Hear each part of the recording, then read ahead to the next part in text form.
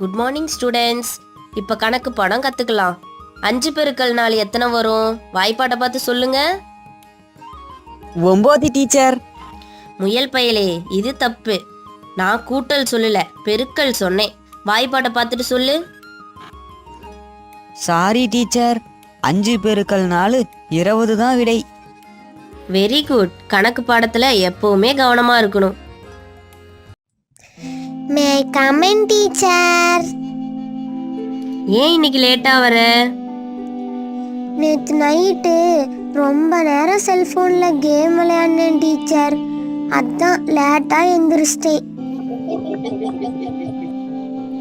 Keep quiet. ஏன் சிரிக்கிறீங்க? பொய் சொல்லாம உண்மையை சொன்ன மான்குட்டிக்கு கை தட்டணும். ஆனா இந்த ஸ்கூலுக்குன்னு சில கட்டுப்பாடுகள் இருக்கு.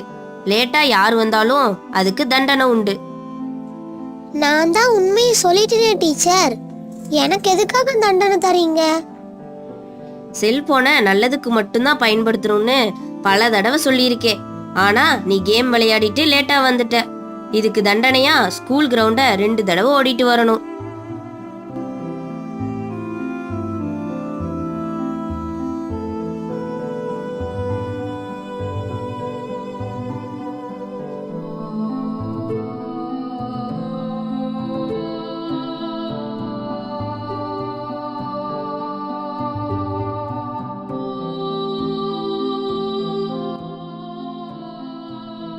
இனிமே லேட்டா வரக்கூடாது.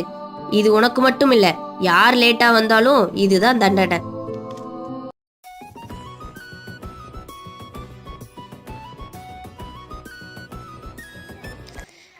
என்ன இது, ஸ்கூல் கேட் பூட்டி இருக்கு? டீச்சர்கிட்ட நல்ல பேர் வாங்குறதுக்காக நேற்று நைட்டு சீக்கிரமா தூங்கி காலையில எந்திரிச்சு அவசர அவசரமா கிளம்பி வந்தனே.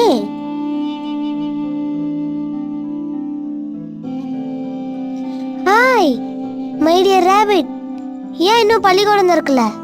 ஸ்கூல் பேக் மாட்டாம நீ ஜாலியா இருக்கியே, இன்னைக்கு லீவ் போட்டியா? அட, இது கூட உனக்கு தெரியலையா? சரி, நான் கேட்குற கேள்விக்கு பதில் சொல்லு. இது என்ன மாசம், என்ன தேதி? டிசம்பர் மாசம் 25ஆம் தேதி.